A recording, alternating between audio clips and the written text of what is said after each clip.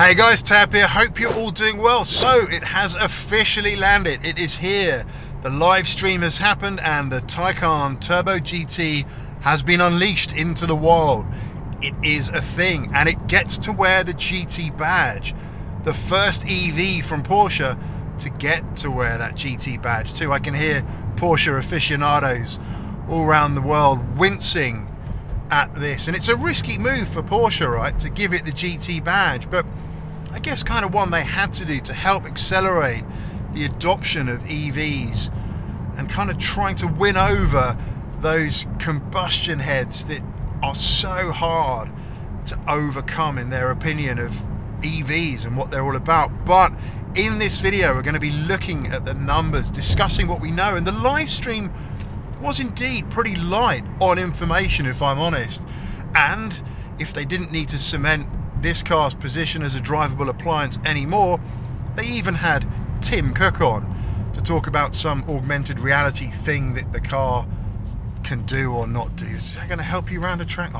I don't know, but yes, it was an interesting live stream nevertheless. But let's look at the numbers straight away, because that's the important bit. That is what everyone was kind of interested to see. What would the numbers look like? Well, it is 1092 brake horsepower, which is bonkers compared to this, a pre-facelift Turbo S that we're in now. That number is quite frankly absurd, but it is only available at launch, so we don't get that all the time. Indeed, we never got to find out what you get all the time.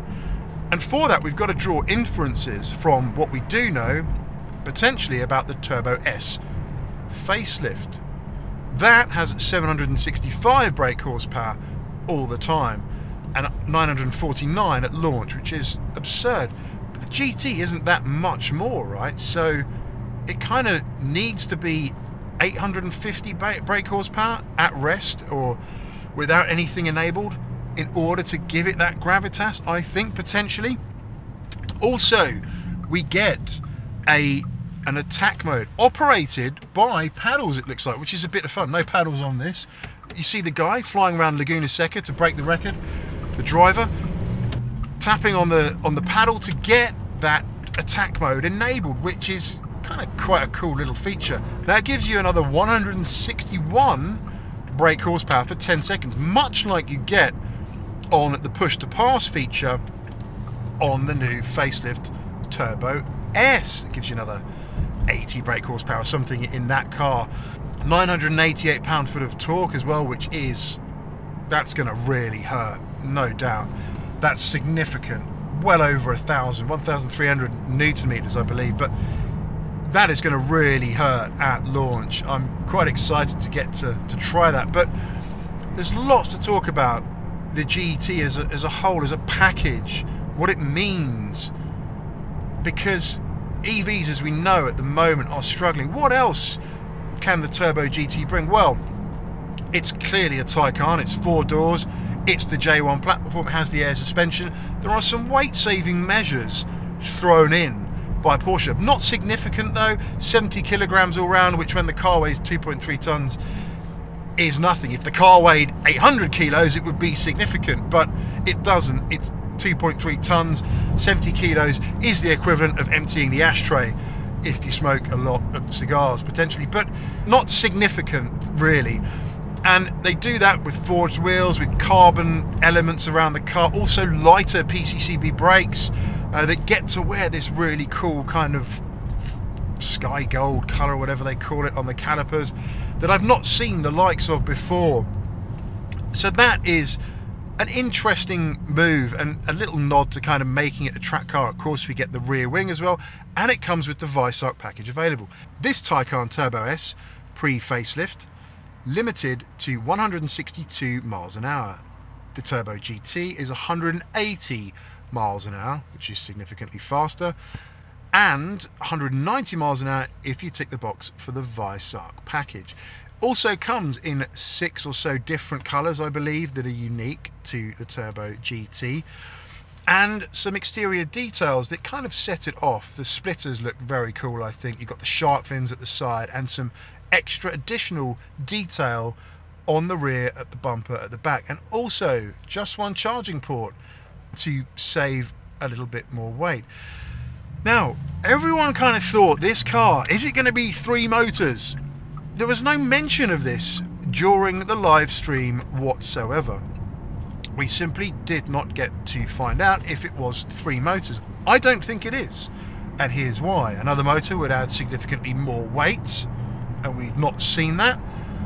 And also, they did mention that the Turbo GT has a 900 amp inverter, the thing which converts DC to AC for the motors. In this, I think it's 600 amps, and that would mean they're simply chucking more power. We do know we've got new motor technology. We've got the Turbo S motors having new technology, so the GT will probably be the same, but I think it is still just a 2-motor car.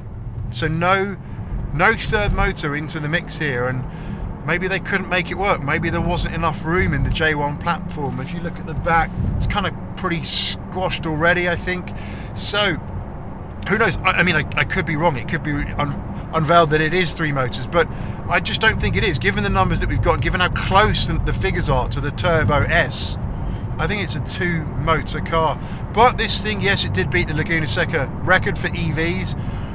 It is a very interesting proposition as a car, and honestly, I have to be honest, I did find myself getting a little bit excited about it. I mean, I just really do think the Taycan is a brilliant drive, but we've given the GT name to an EV, and this is where it gets a bit interesting. So I was speaking with my dealer, and they have said it is going to be very exclusive, 2 to 3 cars per dealer, as you would expect from a GT. I put my LOI into Porsche last year, but to them that is probably worth the same as a piece of Andrex loo roll than somebody who has already bought 75,460 Porsches through them. So I guess I'll be very lucky to get an allocation, even get anywhere near one, if I'm honest.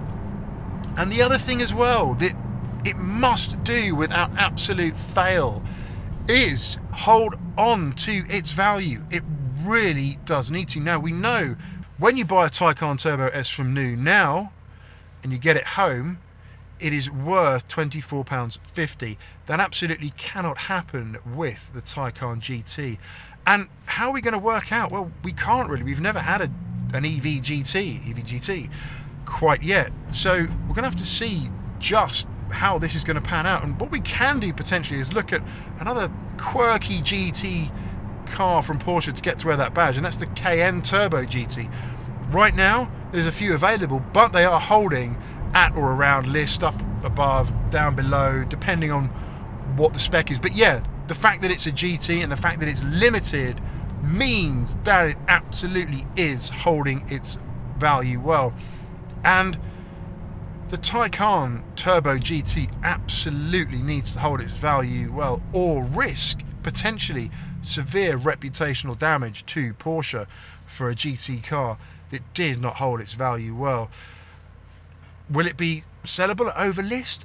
I don't know. It is one of those that we're going to have to see. So much uncharted territory with an EV GT badged car. So, is it going to be exciting, this one? I honestly think so. I think it is shaping up to be quite an interesting car. The spec, the unique colours that it gets to wear. Hopefully full specs will be revealed soon and we can report on that in another video, really start to dig into it a little bit more, understand just what it's all about. But one other problem that I noticed during the live stream was just simply a lack of attendance. Not very many people interested or aware, and loads of hatred coming in through the comments for the fact it's an EV, right? And that is the biggest challenge that Porsche, that any manufacturer of EVs has to overcome, is that kind of dislike amongst the community that they've relied on so heavily in the past for all their sales, because it's an EV. That shift to EVism is a real challenge, a real struggle for them to get over. And yeah, just all of this streaming in during in the comments section during the live stream was just quite interesting to see. A little bit of a shame, really, you know, but I think people do it just for a bit of fun. But anyway, that is it for this video. It is out, it is here. The Taycan Turbo GT is a thing. It is real. So would you buy one? Would you get your hands on one if you got an allocation? Do let me know in the comments. It'd be great to hear your feedback as always. That's it for this one. Stay safe, stay well, have a good one. See you on the next one. Bye for now.